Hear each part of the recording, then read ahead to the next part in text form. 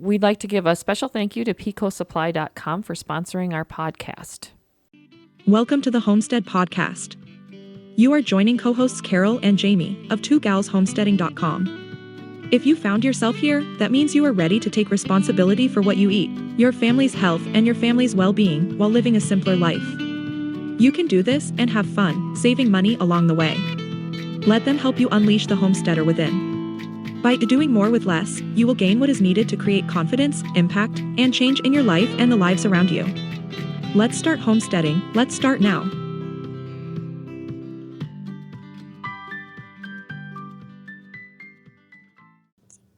Hi, Jamie. Hey, Carol. All right, here we are. Another week expired for us. They go so fast. I know. It's like, gosh, it's already Tuesday, and then it's like, oh, we got to record on Wednesday. So, all right. So today we were going to discuss some more. We're going to flip over to gardening again because we are getting we are into that in the season. gardening. Yeah, we're in the season now. I've talked to several of my milk customers, and many of them have several things in the ground already. I don't know. Nobody has said tomatoes and peppers yet, but I have heard lettuces, radishes, carrots, that type of thing. Okay. And so what do you have in your garden? I have actually my green stock planter that I bought myself for Mother's Day. Good for you.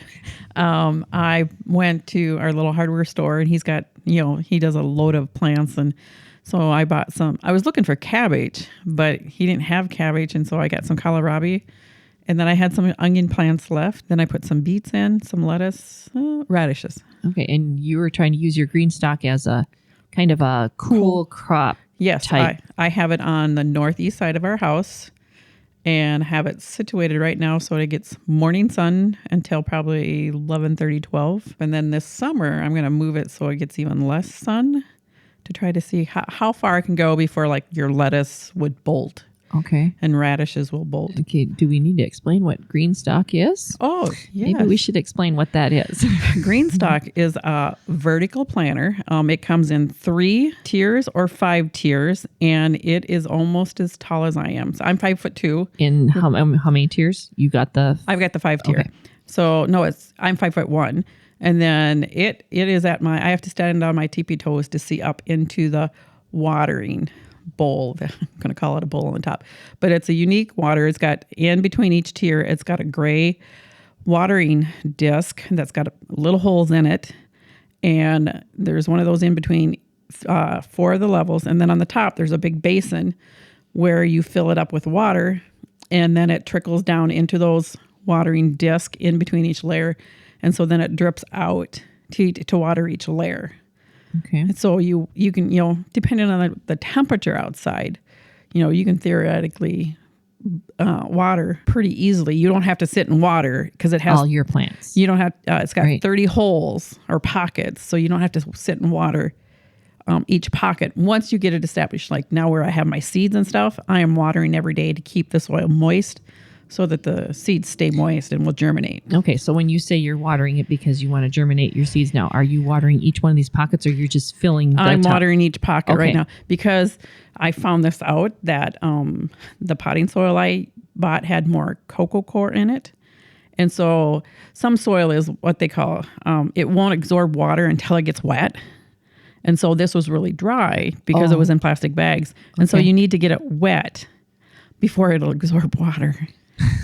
So do you have to like saturate it then? Yeah, normally when you're doing, like if you're going to get a pot of flowers, you're going to top water it right away anyway, because it doesn't have roots down to the bottom to suck it up.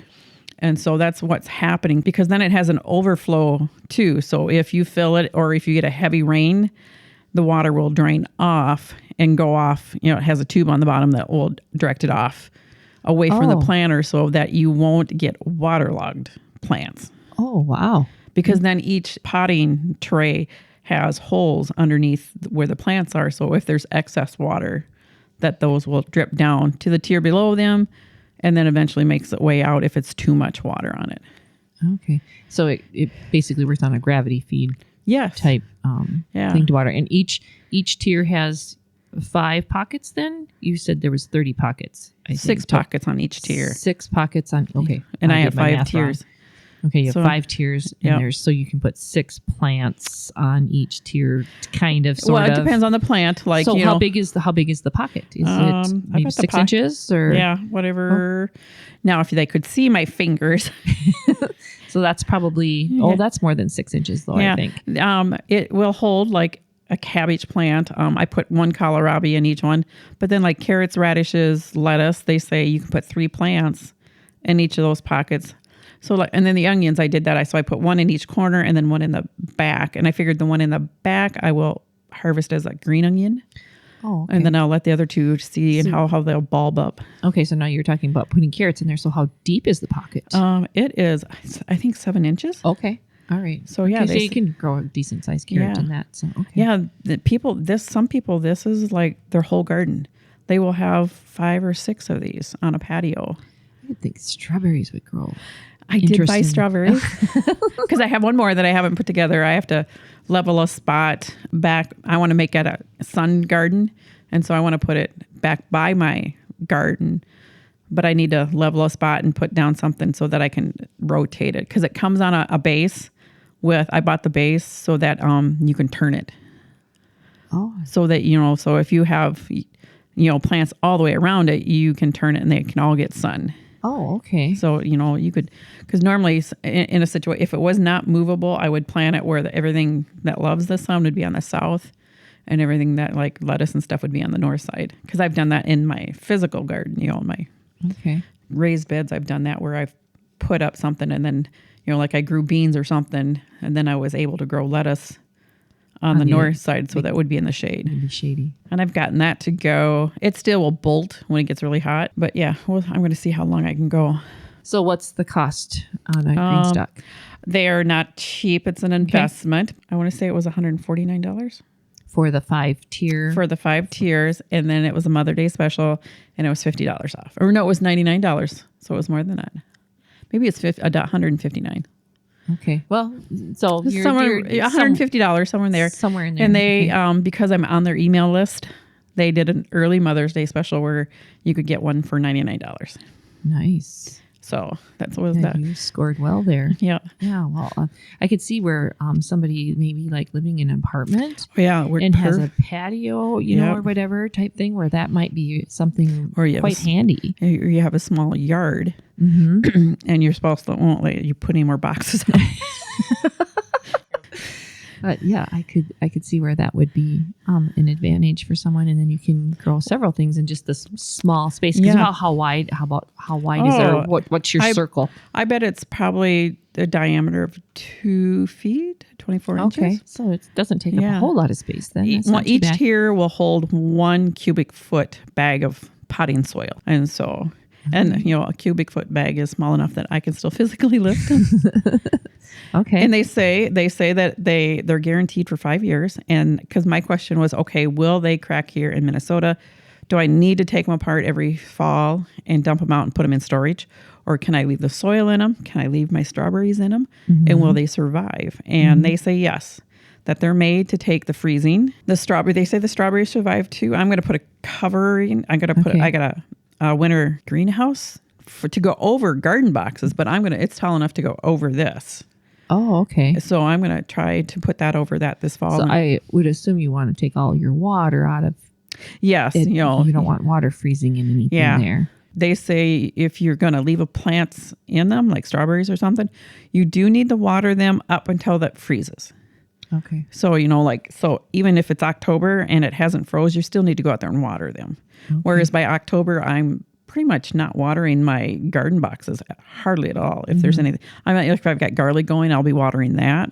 But that's like a watering can. It's not like hooking up the system and watering all the boxes. Watering everything. Yeah. So you've harvested most of your crops by already. October, most of my crops are out of the garden. And that just comes with the season. Living in Minnesota, our growing season isn't super long. Okay. That's green stock in a nutshell.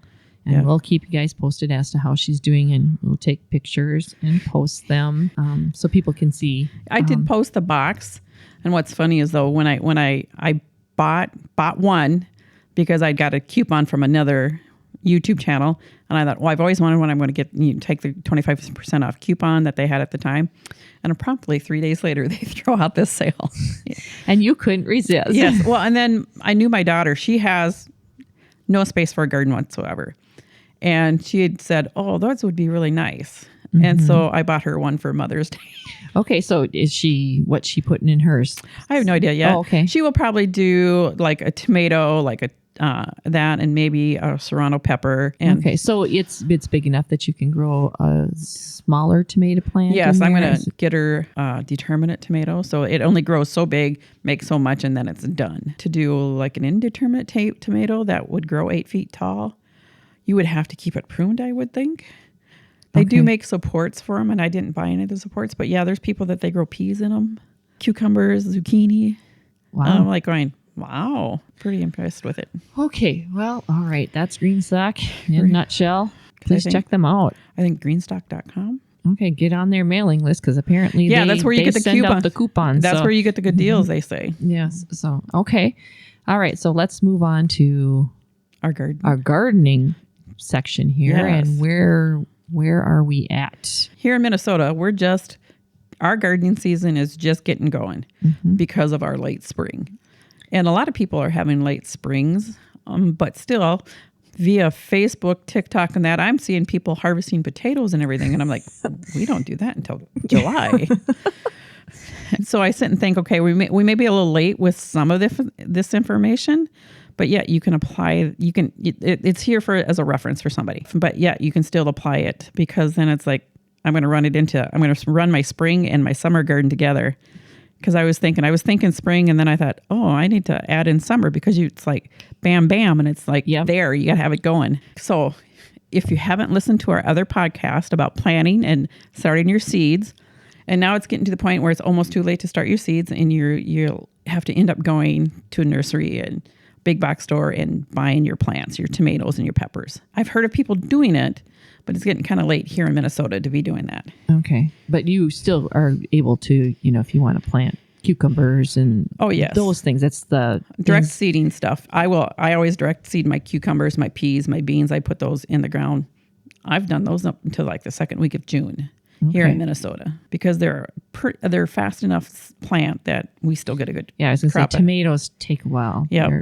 Depending on the variety. So, of course, if you're going to plant, we're going to start, you got to have if you got your spot picked out, you need to prep your beds. You need to put some fertilizer in. And I'm fortunate that you have wonderful bunny poop. I did that last year. And this year, my beds are wonderful. The consistency of the dirt is just so rich and black. Okay. I mean, I know you've been hauling bunny poop out of here. Cleaning your bunny pens for you for a couple weeks now or whatever. And I do know we do sell the organic cow compost out here, and I have people coming now. I've got somebody coming on Sunday, and there's a couple other people that are also coming. Our composted cow manure is looking pretty good. Yeah, it looks really, really nice. So. And it is organic, because our cows are organic. So it is organic compost out here. If you are in need, please contact me, and I can get you set up with some wonderful poo-poo for your garden. Yeah. So of course, then you need to get your compost, be it you have a wonderful friend that has it, or you have your own supply, or if you need to go to a store and buy bagged compost to work it into the first 6 inches of soil or so, really helps improve your plant. If you're going to do manure, make sure that if you're going to do it this time of year, it should be a cold manure, and that's rabbits, llamas, goat, sheep. They all fall into that category. The cold manures. Yeah, they're called. Those are ones you can take right from the animal if you want to, and dump on your garden. Things that are hot manure comes from your cows. I think horse is chicken. Chicken is very hot. Yeah. So you would need to apply and leave. I'm not for sure the length of time. At least I want to say at least 3 to 4 weeks, 6 weeks. I don't know. If I was doing chicken, I would probably wait a year, because it is so high in nitrogen. It burns. Unless you want to put it down in your rows where you're walking, that'd be a great place to put it, because it's going to kill whatever it is. But you have to be really careful with that hot manure. because it Well, will. that's good to know. It If I have will spots kill. that- And it will kill. That's called natural weed killer. Yeah, it is. But most people, it's you're cleaning out your chicken coop or Yep. whatever, and you can use it or whatever. But I would not put it near a plant that you Wanna want to keep. save. Yeah. And make sure it produces. But I know I used chicken manure in my rows where I was walking in my Oh. paths between to help keep down the weed That's a good control idea. and stuff. So Very good idea. Huh. So you need to know, what are you going to plant? Back to only plant what you know you will eat. If you're not going to eat zucchini, don't plant zucchini. My husband does not like I know. zucchini. And so that was funny when you asked me, do you have zucchini Yeah, I was seeds? like- I'm like, no. I'm like, oh yes, I was shopping and I was like, I need some seeds. I'm like, oh no, I bet Jamie's got zucchini seeds, because really you only have to plant like one or One. two. And I was Plant like, two and fine, the pull whole- one. if she's got some, and I was like, and then I went to the next door and I was like, oh, that was stupid, because she doesn't have zucchini. Her husband won't eat it. So Yep. I Oh. just kind of chuckled but at anyway, yeah, I was laughing at myself. I'm like, I know better than that. Yeah. So we're in the spring, and you have cool season crops and we have warm season crops. You can plant as soon as you can turn the soil. And let me see if I can find my list of cool season crops. My cool season crops are your kohlrabi, your kale, your collards, your peas, onions, radish, spinach, lettuce, and turnips are all cool season crops that you can plant as soon as you can turn the soil. And so that could have been April this year. Trying to think, when did the snow finally melt? Well, we still had snow on the ground at Easter, and I know a lot of people in Minnesota talk about planting their potatoes on Good Friday. Yeah, it didn't happen. And that did not happen. It happened the week after. Yeah, for those who are, go by that calendar, so to speak. Yeah, because once the snow started melting, it melted quickly. Yes. This year. Yes, because I was like I was not like really getting excited, thinking, well, it's going to be a late spring anyway. Yeah, we didn't have a very deep frost line. I think that made a difference because we had snow early this past season, and that insulated the ground is what I'm being told by the garden experts, and saying that that's why our ground warmed up faster, and that's why the snow disappeared. We had a lot of snow, but it disappeared quite quickly once we went over the hump of freezing things. So because sometimes we have snow yet in May. So the crops that I just listed, those are ones that you can direct seed into the ground. You don't need to start them in the early. Whereas like cabbage, broccoli, cauliflower, Brussels sprouts, you need to start inside 4 to 6 weeks before your last frost date, because you want to give them a little height before you put them out. And to do that in a greenhouse, in a house, with lights, like we talked about in our second episode on gardening, all the details are in there. But you still need to be concerned with frost and snow. If you're going to plant that early, the odds are in Minnesota that you will get some snow or frost. You will get frost, but snow. And so they can tolerate some cold, but if it's going to dip below 32, you need to be covering them with either a frost cover, plastic, sheet, or something, because they can still be killed if it dips. And if it's going to get in the 20s, you're really pushing your luck then. You may be starting over. So a lot of times I don't plant a lot until May, because I'm really lazy about going out there and covering them up. Okay. I will do that a few nights, but if I have to do it continuously, it's not happening in my world. I'm a lazy gardener sometimes. Yeah, I was going to say my parents usually had the garden in by Memorial Day, was kind of where they were at usually with gardening. Yeah. And so those groups of vegetables perform better in cool seasons. And then once it starts warming up, like your radishes and your lettuces, they don't like the heat as much, and so they will bolt and go to seed quickly. Whereas, if you can keep them cool, which is my experiment for the summer, I may be able to keep them a little longer, but I will have to end up replanting them. And all those you can replant or restart and do a fall garden in July or so, July, early August, some of those. But like if you're going to do cabbage, broccoli, cauliflower, you need to start the seeds in June or July, depending on your zone where you're at, so that they're got 2 to 3 weeks growth on them before you're going to put them in the ground. You really don't want to direct seed those. Okay, I was just going to ask you that. Have you ever ever done where you harvest the cabbage and you leave it in the ground and it sprouts another cabbage? No, I have not. I've done that. 'Cause- Your second cabbage isn't nearly as nice. Well, it's like broccoli, because you cut the main head of broccoli and it sends out little shoots and, Yeah, you get that weird, those little just single flower heads of. Yeah, you can do it with cabbages. It isn't as nice, but I just run across that by accident because I didn't pull the plant.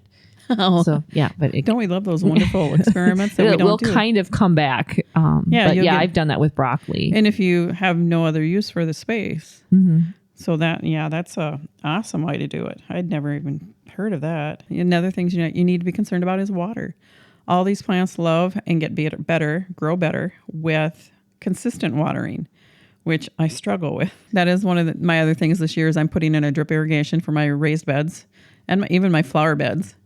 So I'm hoping that I get a better consistency like with my onions. My onions, onions are a water hog, nutrient hog of the soil. And so being in raised bed, the water drains quicker.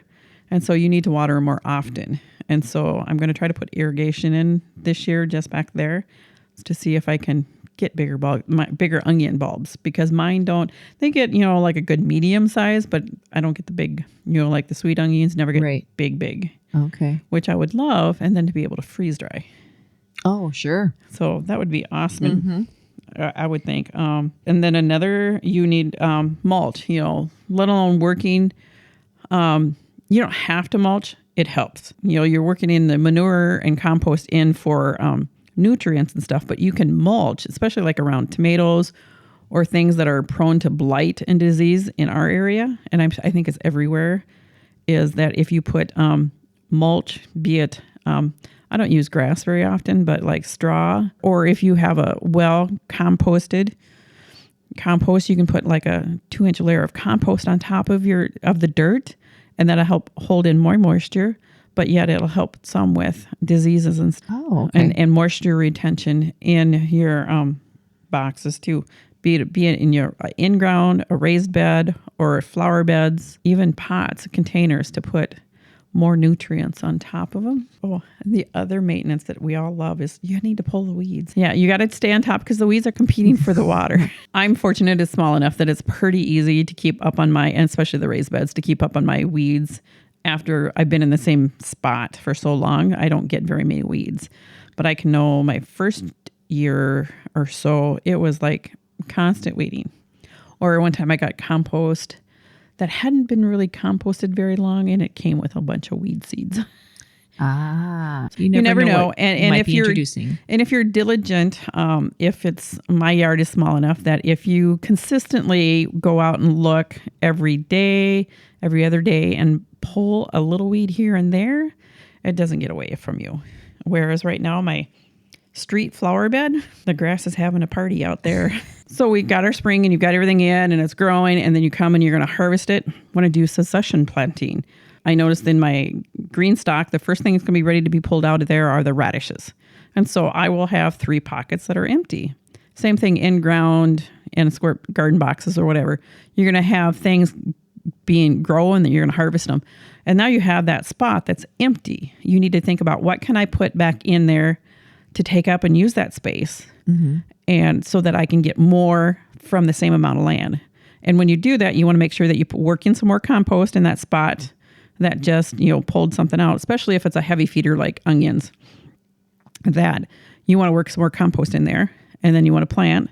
So like my radishes, I am planning to plant radishes back in there because they're like 22 days. I was going to say, radishes are pretty quick. Yeah. Whereas everything else, I think the next one is 35 days.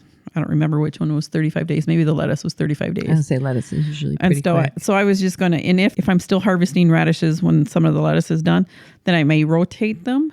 But otherwise, I'm going to put some bunny poop in there and replant. And you need to think about that in your whole garden, green stock, container, or in ground. That what can I do? What can I keep planting as I'm pulling stuff out so that I get more produce out of my garden and make it worth more of your time? Like my potatoes, they will be done into June, middle of July, my potato boxes will sit empty until next year. No, I'm going to figure out something to put in there for my fall, whether be it more radishes or lettuce, spinach. So putting potatoes back in there wouldn't work? Potatoes won't I don't think I'd have enough. There's not enough time? I don't think there's be enough time and enough heat. Oh, okay. Because the potatoes, you can plant potatoes in the cool weather, but they kind of always finish. I don't know if I'm not for sure about potatoes because this is only my second year of growing potatoes. That's right. You told me that. So I know you can plant them, like you said, Good Friday, which is cold, but they finish in July. So I don't know if you planted them right away again, if you would have enough time. Okay. And then too, you got to think about diseases too. If you end up with, if I end up with a blight on my potatoes, I would not want to plant potatoes back in there. Right. Because that's the other consideration you have to have crop rotation. Because like with my tomatoes, I struggle with tomato blight. I think I came in on, I bought tomatoes at a big box store one year, and that was the year that I got the tomato blight. And so you never get rid of it out of your bed. And so your best thing is just to rotate it. And so I do rotate in my raised beds. Every 3 years, they're back in the same spot. And so it helps. It does not annihilate it. And if it's a really wet year, I really, struggle with that. And so crop rotation is good for nutrients because different plants use different nutrients in different quantities. So that helps. But that helps with disease, bugs. That's another thing you've got to figure out. I don't struggle a whole lot with insect problems. I do. And if I do, I usually don't grow the crop. I don't grow cabbage very often because of the cabbage moth. I usually just buy what I need, or I buy that from the farmer's market, because they take up a lot of space, especially when you're working with 4 foot boxes or, so back to the potatoes, putting potatoes back in. Oh, that was it. Putting the same plant back in there.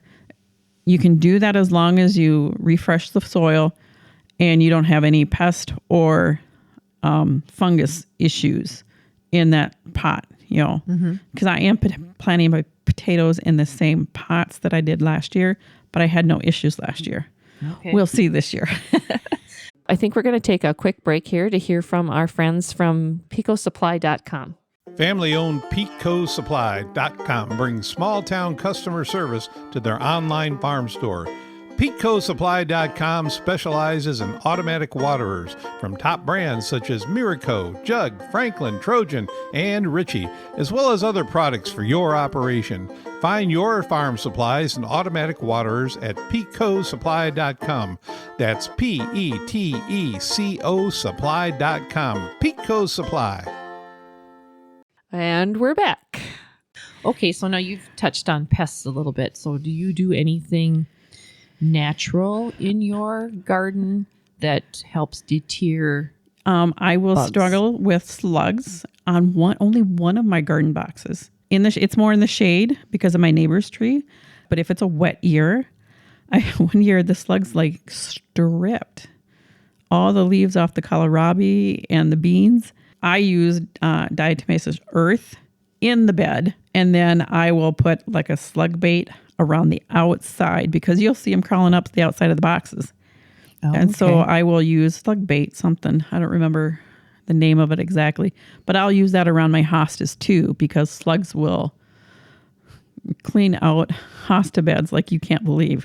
Oh yeah, they'll just leave the stem. Hungry little buggers, aren't they? Yeah. So if it's a wet year, and then the hostages that I have right by my outside faucet struggles a lot. Oh, I bet.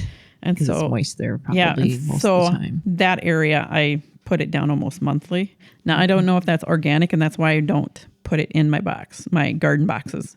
Okay. But I figured around my flowers, I'm not eating. You're not eating. Although that. hostas, are edible. Oh. I learned that on some edible weed group or something or another. But yeah, I'm pretty sure they said hostas were edible. That wouldn't surprise me. That surprised me. But when I planted a garden, now I haven't gardened for a while, but I used marigolds heavily. Yes. On the outskirts of my whole garden was there was marigolds all the way around it. not only to it deters bugs, but also gives the chickens something to do instead of eating my fruit. Instead of eating my vegetables, they can stand there and peck at the marigolds, and it keeps them busy and away from the good stuff that I want to keep. So are the marigolds like a bug host too? That I don't know. I honestly don't know. It works. Yeah. I can tell you that. Because I know, like, if you struggle with aphids, which I have not fortunately struggled with, there are what they call host plants, like calendula. They make salves and stuff with the bulb blooms. That you can put that out as a host plant, whereas you put that next to the food that you want to keep, and the aphids will go to that plant and eat it and leave your vegetables that you want to keep. They won't eat it. Same thing with, like if you struggle with squash bugs, there's some squashes that they would prefer over. So if you have quite a few variety, I just saw a TikTok video or YouTube video about, and I don't remember which variety is it that they really love. And so if you plant that away from the ones you want to keep, oh, okay. Then they would go eat harvest over there. They would go eat that one and leave the ones you really want alone. I leave some lamb's quarter in my garden. I have done that before because the bugs like lamb's quarter, and if you leave some of it in there, sometimes they'll eat that and leave your vegetables alone. But you got to control that too. You don't want too much lamb's quarter growing. Seed. Yeah, and lamb's quarter is edible. It's a nice addition to your salad. Okay, like the leaves. Yep, the leaves. You can eat the leaves. They're very edible. You just can't do a lamb's quarter salad. You wouldn't want to eat that as your only green. It will send you to the bathroom. Oh, it's a cleanser. I didn't experience that, but somebody else did. Good to know. What to know. Yes, but lamb's quarters, it's actually quite tasty. I don't even know if I know what lamb quarter looks like. Well, I'll show you. I've got plenty of it growing out here when we go to the barn today. So, and then another concern a lot of people have is animal pressure. The only thing I struggle with is rabbits. And those rabbits, those little rabbits, rascally rabbits. Yeah.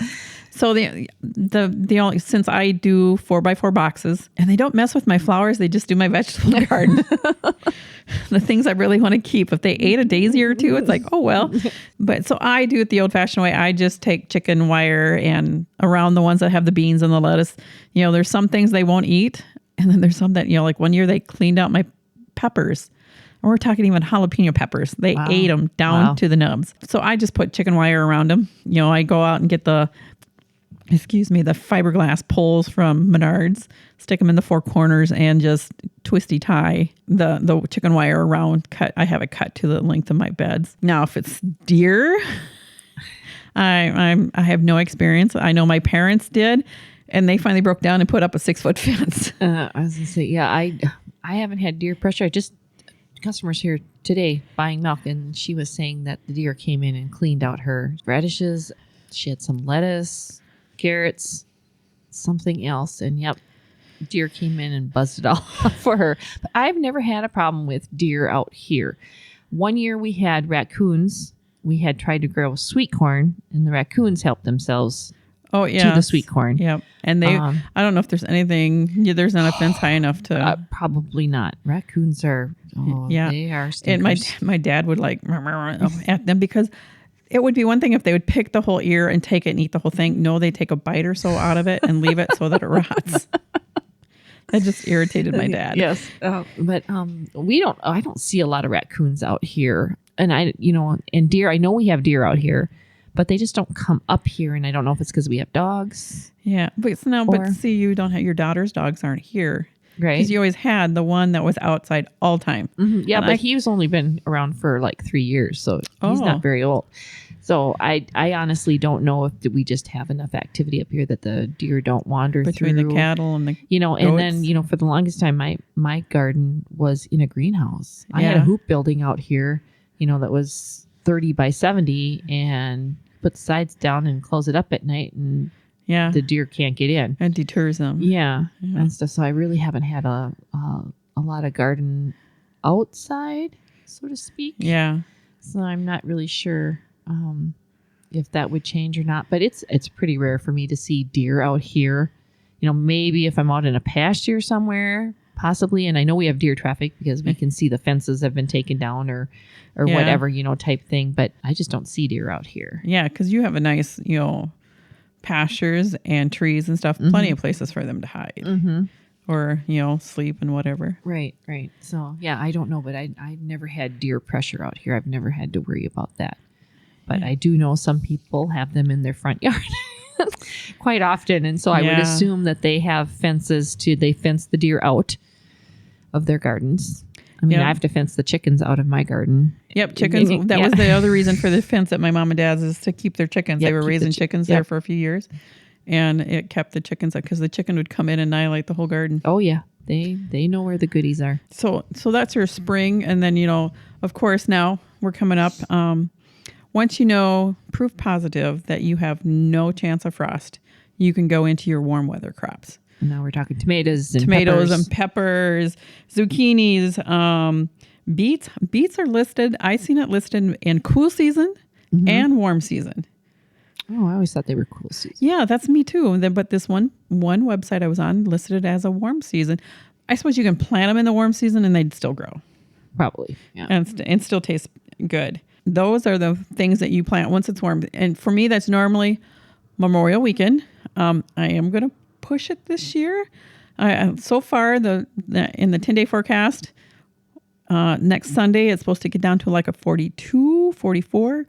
And so I will look at the forecast. If there is nothing, because that's right now, that would be the Wednesday before Memorial Weekend. Okay. And so if there is nothing for, in the 10-day forecast below 45, 50, I will plant my tomatoes and peppers out. And it's like, then the season's on in my world. It's like when I can put my tomatoes and peppers in, we're gardening. And so another consideration too, is companion planting. I do some, I don't do a lot because I only plant what we'll eat. So I don't do the zucchini. I don't do eggplant. But I know like tomatoes and carrots go well together. Onions, marigum, chives. I want to say chives go with tomatoes. And there's plenty of charts out there on the internet that, if you just search companion planting, I have 2 or 3 charts because like one chart will leave a vegetable off, but it's over on this chart. Oh, okay. So I have like I have like 3 charts that I look at. It's like, okay. And they'll usually tell you like, tomatoes do well with this. But if you're doing garlic, do not plant this with garlic. So I use that. And so I didn't do that with my green stock. So I'm like, have my fingers crossed. Okay. But in the pamphlet we got with it, they kind of had a spring garden, a summer garden, and a fall garden. So that's kind of what I'm going off. And I'm figuring they may have done that for me. Yeah, let's hope so. Like, yeah, we'll see. But that's another consideration to look at. You don't want to grow something next to something that it would inhibit each other. Well, you have to be careful too, so you don't get cross-pollination. I mean, yes. You can get some really goofy-looking different squashes. Oh, your zucchini might. Oh, infect your cross over to your summer squash, or to your butternut squash. I've seen people post pictures and they've got this weird looking thing and it's like, well, it's probably cross-pollination. You probably just had your plants just too close together. You made your own hybrid. Yep, you made a hybrid and I have no idea what it's going to taste like. But so when do you plant? So say like your winter squash, your acorn and there's buttercup too. Oh yeah. Oh, there's Hubbard. I mean, there's lots and lots of varieties. Pumpkins, all that is in that. Now, I do not personally plant all of them. I know you don't. Because there's a wonderful gentleman in our little town that grows this half acre and he gives them away. He brings big shopping bags full of them in the fall. So I don't even, but I do know. Because I direct sowed my seeds for those. I think those are warm seasons, aren't they? I assume I probably planted them at the same time I planted everything else, which would be right around Memorial Day. Yep. Because I want to put them right in like tenderness with like a cucumber. Because I look at cucumbers as a tender plant. If it got around 35, you may lose it. Yep. Unless you covered it really well. And there's been those years that I jump the gun and I plant all kinds of things out, especially flowers where they're not all in one spot and you can cover them easily. And so then you're running around with 5-gallon buckets covering them. trying to save everybody. And it's like that for 3 days. So yeah, I would put all the squashes like a cucumber. And then they usually, zucchini, maybe not so much, but those squashes they have a long growing period too. So you need to make sure that you get them in early enough so that you have them. You can harvest something in the fall. Those would be, you could start those from seed. I have seen them. You can buy cucumbers and stuff at stores, at nurseries and stuff. Squash plants, you bet. Yep. I personally, if I was going to start them, I would start them in a pot that you could direct so that you would not have to lift them out, because they do not like, at least I know cucumbers do not like their roots disturbed. And so we talked about this before. I would want to, I make newspaper pots. I have a big wooden, no, it's not big. It's probably about 2-inch diameter wooden, it's called a paper pot maker, but it's got a base, and then it's got a 2-inch diameter thing with a little rounded handle that you wrap newspaper scraps around, and then you fold it in, and then you press it into the wooden base, and it kind of locks it in. And then I use that to pot up. Like tonight I'm going to pot up because I have another day, but my plants are getting big enough that they need to come out of their little trays. And so those are big enough that I will drop them right in the dirt and not have to take them out of the pot. Again, that saves you a step in. I mean, it's reusable, renewable, whatever, recyclable. Save them. That's a great idea. I mean, I know some people plant in egg cartons in your, not your styrofoam ones, but your paper ones. Your paper ones, and you can just drop those in the ground. And those you would either have to pot up, put them in a bigger pot after a few weeks, or you would have to do it close enough to planting them out, because there's so little soil in there. There's not a lot. Because you got to look how much dirt are you putting in your container. Yeah, you could recycle anything. I've seen, I've done it with toilet paper rolls. Yep, I've seen lots of people where do that. you save it, and then I don't know if I cut it in half. I don't think I cut it down because it was really tall, and then you just cut slits in the bottom of it, and then you just fold them in. That's pretty easy. Trying to think, what else have I seen used as reusable containers? I've used yogurt containers. I was going to say, a lot of people use those solo cups. Yep. Granted, you can't drop those in the ground. No, but you can use them as a starter. You can use them year and year over. Yeah, that's true. Yeah. So if you're looking at trying to be reusable, not just biodegradable and stuff, those are other areas that you can. Let's go back to watering for just a moment. How do I know that I'm not overwatering my garden, or that my garden needs water? How do I figure that out? Okay. General rule is that first of all, I'm hoping my plants aren't dead yet. Hoping. Because you can water too much or you can water too little. Yep. So if the leaves are turning yellowish, you may be watering. You may be being too diligent of a plant parent and taking too good a care of them. Or if you've had lots of rain, which you can't control, you need to let them, and especially if you're in ground, and if you're in heavy clay soil that doesn't drain very well, you need to back off. But then, like with my raised beds, my rule of thumb is I take my index finger, I will water, thinking, okay, is that enough? And then I will take my finger, stick it down. And if I can go to like my first knuckle or my second knuckle on my finger, then I know it's watered enough. So you want it moist up to that? Yeah, up at to least your second. Because because if you just like turn on the hose, stand there for a few seconds and move on, it's not. You want to water deep, because the roots of your plants will seek out the water. So if you're only watering lightly on top of those soil, all the plants' roots are going to stay towards the top of the soil, and you will have a weak plant. So if you have a windstorm that come through, you will blow them over right away. And so you need to water deep so that those roots will sink down and follow the water down in your garden boxes or your garden beds. Your garden. Oh, that makes total sense. Oh, and then now that I say when, another thing to ponder is, do you live in a place or is your garden in a place where it's going to be a wind tunnel? I used to have a wind tunnel until the neighbor planted a hedge of arborvitae something over there. And now it provides, and he's talking about trimming them up. And I'm like, oh, but it's really nice. My garden. I have not lost a pepper plant since. But there are things, like all my pepper plants get what they would call a tomato ring around. I don't use the tomato rings for my tomatoes. I use them for my peppers.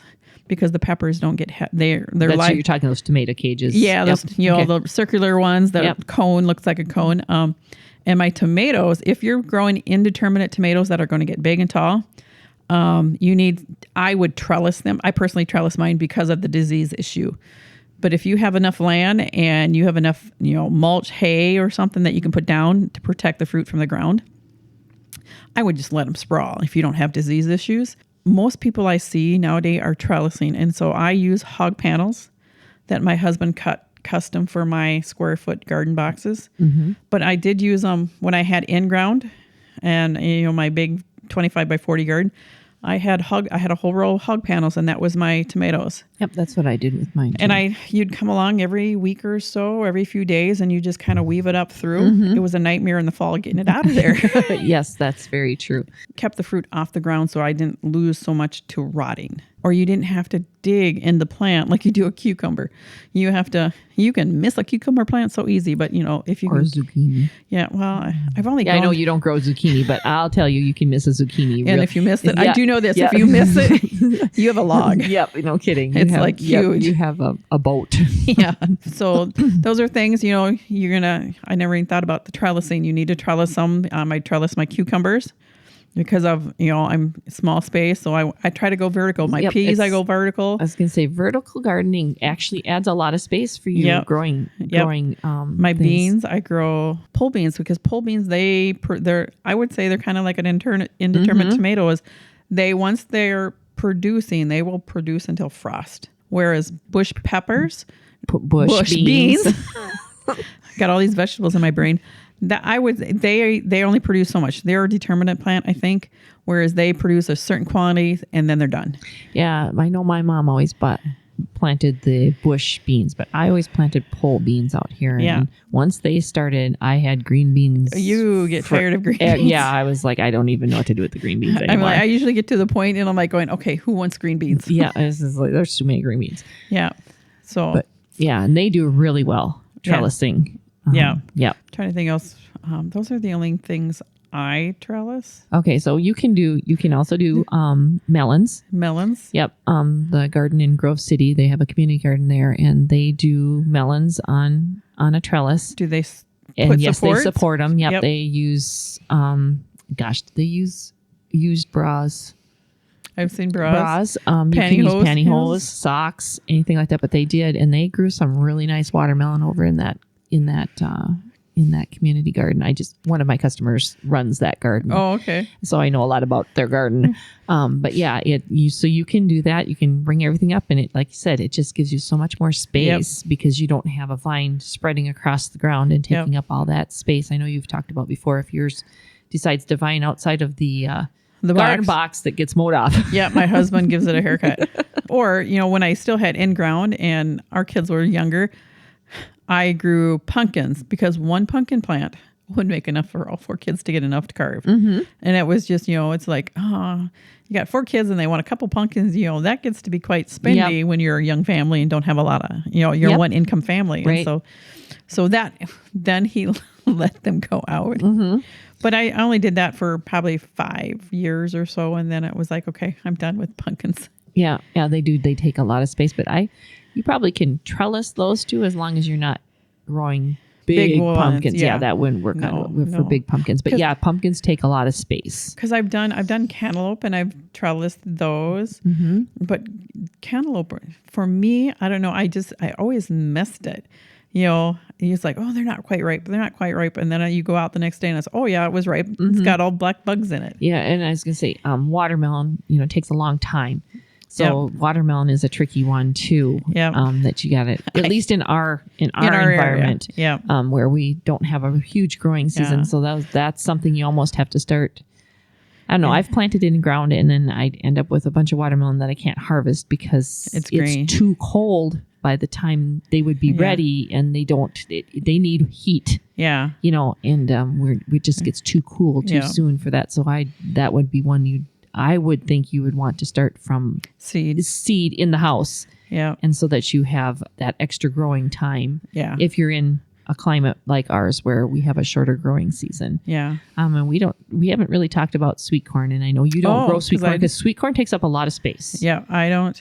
And you can't plant a row of sweet corn. You need multiple rows so that they will pollinate each other and produce your ears. So that I know. And as far as I know, one corn stalk produces, and then it's done. Yeah, it's done. And so, I mean, I know when I was a kid and we did sweet corn, and my parents grew a lot of sweet corn. Yeah. Dad every 2 weeks was planting sweet corn, and we did the succession planting that you talk about, and I don't even know what the time period was, but boy, when the sweet corn was ready, my mom did not can. So we ate sweet corn. Oh my goodness. It was a meal. We had a meal, just about every day we had sweet corn. No, we planted ours all at once. Okay. And then it was like we ate it. And then, but we canned or we froze. Yep. We froze it. And so Mom didn't freeze either. So we were constantly, picking and harvesting and cutting and freezing it as a kid. I remember that much because of our huge garden that we had.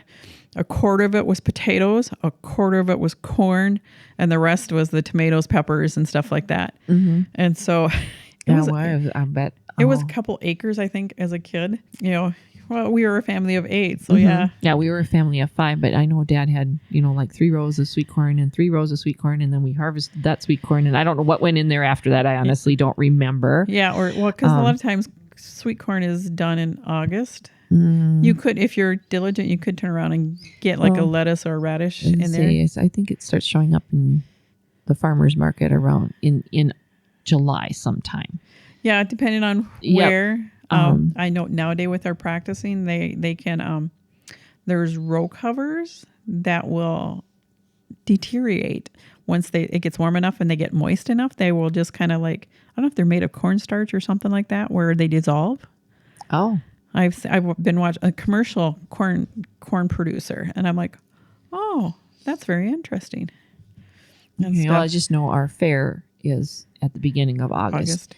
And sweet corn is a big thing at the fairgrounds, and so I know I've had sweet corn before that. So sweet corn probably just takes up too much space. Yeah, and it's so readily available here in Minnesota. I don't give the space to corn. Right. I would rather buy corn, and most of those producers like that, you can buy a bushel of corn, ears or whatever. You can buy a gunny sack full and do your own canning or whatever. And I do. Because Little Kirkhoven has a farmer's market, and I know one of the families there, and he was selling me a full shopping bag. like I use reusable shopping bags, so they're full for $5. Well, that's a good deal. So yeah, I don't have enough space. It's much easier to pay somebody $5. Right. It's like I say, I will pay you to milk my cow. When you tease me about needing a cow, it's like, no, I'll just pay you to take care of my cow. Yeah. I will pay somebody to grow my corn. Yep. I feel the same way about sweet corn. It just takes up too much space and too much time, and it's just easier to go to the expert and buy from them. Yeah. And save the other stuff, right? Grow radish or whatever. That's a little bit easier for me to manage. Tomatoes and tomatillas, and those are much easier. So, and we should go back to watering, because that's where we were. And you talked about overwatering. Yes. But now, what happens if I go out and my plants are wilting out there? Can I save them? Maybe. It depending on what it is. I mean, if it's lettuce, probably not, because it's probably just gotten too hot. Yeah, if you go out there, and sometimes that's what like I know tomatoes. If the tomatoes are curling in, they're curling. The leaves. Yeah, the leaves. Okay. The leaves are curling in to conserve water, and so yes, you can water those, and they will come back. Okay, so if I have that happening, how much do I need to water them? Do I need to give them some water and then give them some more water, or do I just drench them? Oh no, I wouldn't drench them, but I stand there. I will usually, what I've done in the past is I have a little sprinkler that I will put in the middle of a 4x4 box and let it run for 15, 30 minutes, depending on how warm it is. But then after that time, and so then I'll water a box, move it to another box. But then I will go back and stick my finger in it. Okay.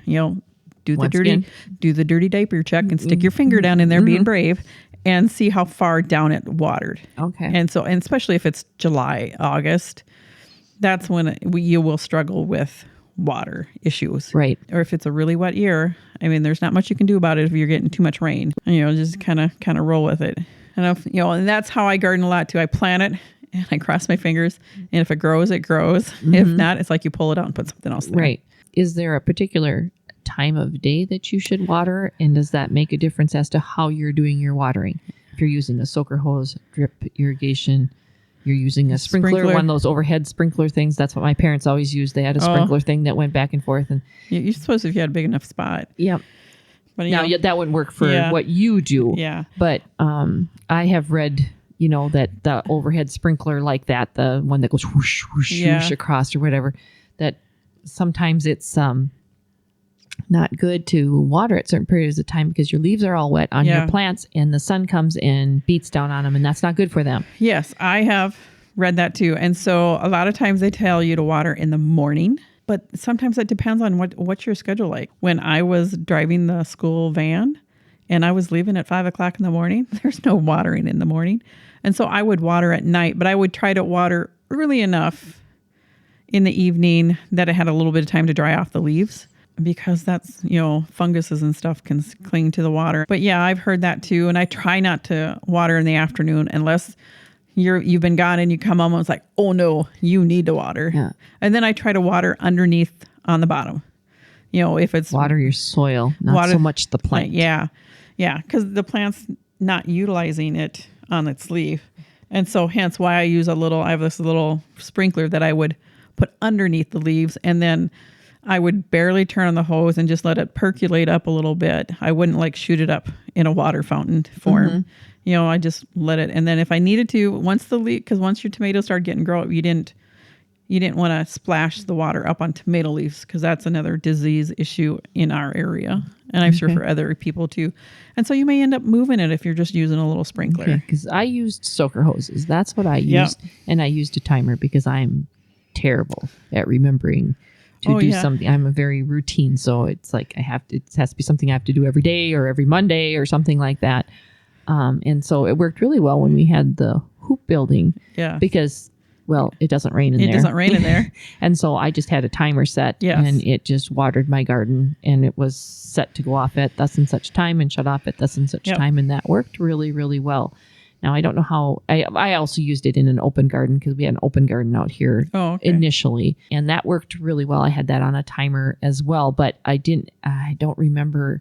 I think I had to go out and, turn it on and then leave it run for an hour. But I never really had a whole lot of trouble with anything because I used the soaker hoses. Besides where my soaker hose went around from one row to the next row, I had always a lovely, like you said, weeds compete for water. I had weeds growing on both sides of the water hose, the soaker hose going around there. So I always had weeds growing, where it was exposed, where there wasn't plants already growing or whatever. So, but that was probably the biggest thing with the soaker hoses. But I loved my soaker hoses. Yeah, I've used soaker hoses. Now, soaker hoses aren't so great in raised beds, 4x4 boxes. So they're not big enough. Right. And if you're running a straight line, they're great. Mm-hmm. And I've used those in my flower beds, but this year I'm going to go to a drip irrigation where I'm going to run a supply hose from my faucet all the way around my house. And then I'm just going to, per plant, I'm going to run off an emitter off the supply line for each plant. But I will still use soaker hoses where on the edging where I put alyssums all along the edges, that I will still use it there. But, I'll have my oregano here and, a time here. It's not always on. And this way, if I put the supply line in and then just branch off, then I can plant wherever and just put a line in. Oh yeah, that makes sense for how you do it. I used that in the flower bed last year, and that was amazing. And my flowers, that was some of the best flowers I've had. Okay. That's a trial and error process. You may make multiple trips to the hardware store to get your equipment. I was going to say, and you have to do what works for you. Yes.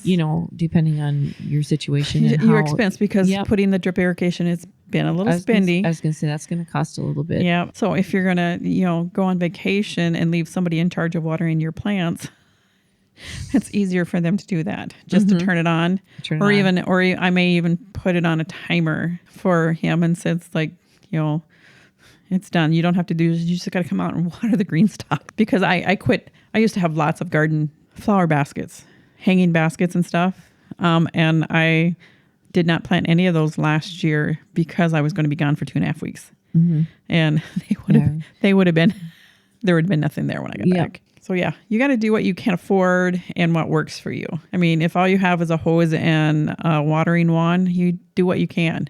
I mean, because it's still, even if you're putting soaker hoses, it's still an expense to go out and buy soaker hoses, depending on how big yard it is. Yep. I mean, the oscillating thing that your mom and dad used, covers a lot of, if you've got a big garden, covers a lot of area. Right. And you can get a sprinkler, not cheap, but cheaper than. They're probably one of the cheapest ways to water. Yeah. If you don't want to go and spray each plant or whatever type thing, it's a one way. That used to be my therapy when I had just a small flower bed. Mm-hmm. When I first moved in this house, that would be my therapy to go water for a half hour. Yep. But yeah, mom and dad always watered in, like after supper. That window in there is usually when they were watering the garden. But yeah, we had that sprinkler thingy.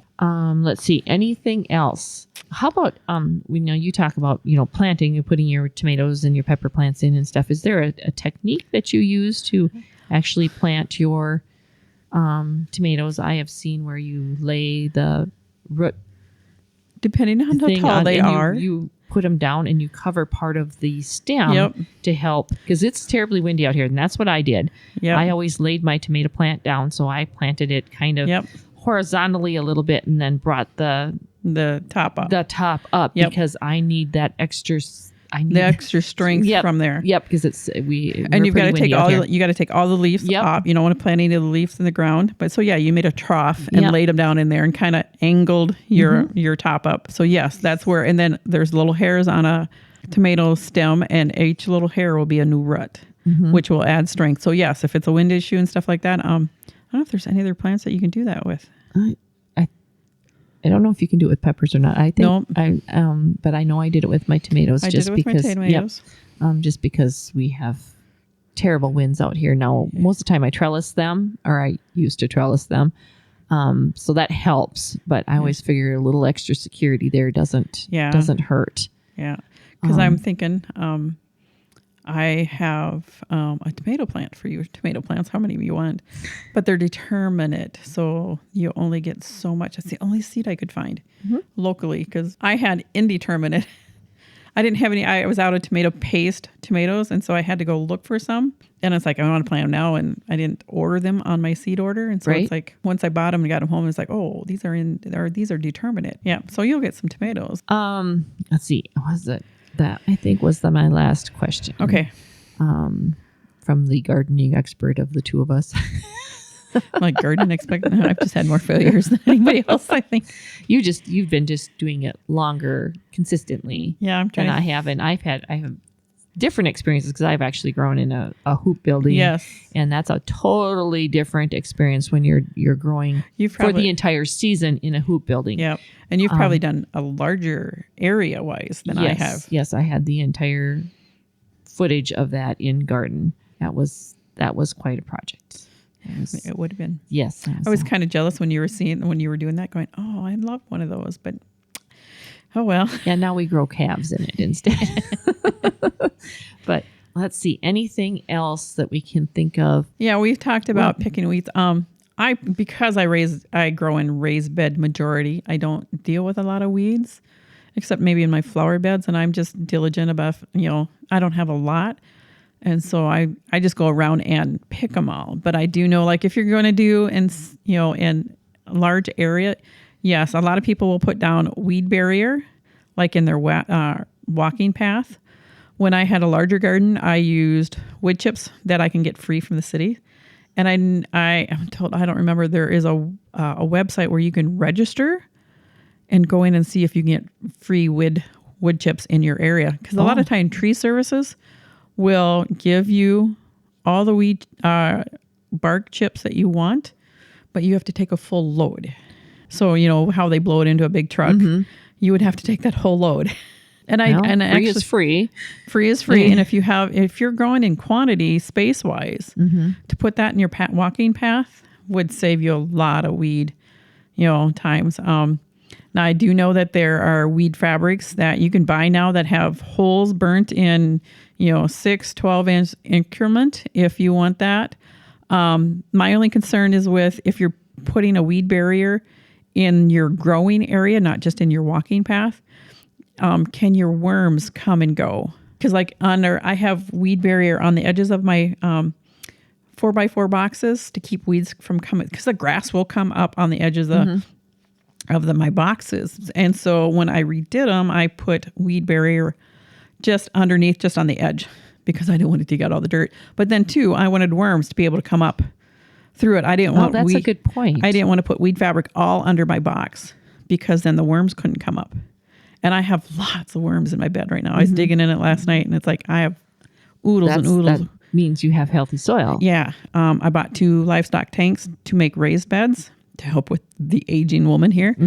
I drilled holes, extra holes. I put 11 holes in each tank, and people are like, why? It's got a plug. Take the plug out. And I go, but I wanted more areas for worms to come up in. And actually, once I get my dirt in it and I see a worm, I'm going to go over Transplant. I'm going to transplant my worms into my new beds, trying to get to populate them and get them in there and stuff. So that's a factor too. Weed fabric barrier is great for weed control, but what will it, if you want to get more worms around the whole thing, I don't know how weed barrier in your planting area will affect the worms. Yeah, that's a good point. And I know in raised beds too. So that would be an issue with raised bed. If you put fabric all the way under your box, the worms would not get up in your box. You talked about burning with your chicken manure and stuff. I had never thought about that one for weed control, but that would be a good one. I used cardboard. Yep. And then did you put grass, hay? I put straw on top of it, or old compost. We had, when we moved out here, the barn was full of old compost manure and stuff, and I just put that in between my rows, on top of the cardboard. But even in the hoop building, I used cardboard in between, because I always have plenty of cardboard, and it biodegrades. Yep. So you just gotta make sure you take the tape off of it. Yeah, I've used newspaper. Put down I've used newspaper, and then put straw or bark pieces on it. And I've seen where they've taken, if you want to annihilate grass and start a garden, is to put heavy cardboard down and then put either bark, straw, hay, grass clippings, if they're not sprayed, on top of it, and just leave it sit. And that will kill the grass. And then the next year you could till it or dig it and plant your garden there. That would be a low muscle way to do it. You got to think a year ahead. Yep, a year ahead. But to dig up the sod, to start from ground zero, to dig up sod, or to till sod, that is a lot of work. Because that's how we started my garden. Yeah, that's how we started out here too. Yeah, it was a lot of work to till, because then when you're tilling the grass, and you're still got all the weeds and stuff in there and grass in there that you're going to be a lot of weeding going on. And so then you have to come back to, how can I suppress some of this? Right. And make it a more manageable issue. Probably covered it all. Probably covered it, that I can think of anyway. Or if you have a question, leave a comment and we will answer it for you. We are more than happy to give our expertise if we have any. Well, I think that probably covers it for the day. And happy gardening. I hope you have maybe learned something or remembered something that you had forgotten that might work for you. We'd love to hear your comments and any questions. We'd like to give a special thank you to PicoSupply.com for sponsoring our podcast. So until next time. Put some kefir on it. Thank you for listening to the Homestead Podcast's latest episode.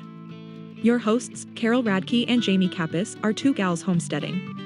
To learn more, go to twogalshomesteading.com or the Two Gals Homesteading Facebook page at facebook.com/twogalshomesteading. Editing, audio production, and marketing of the Homestead Podcast is the responsibility of Media Trendsex. The Homestead Podcast is an audio product of Media Trendsex, a limited liability company, based in Minnesota, USA.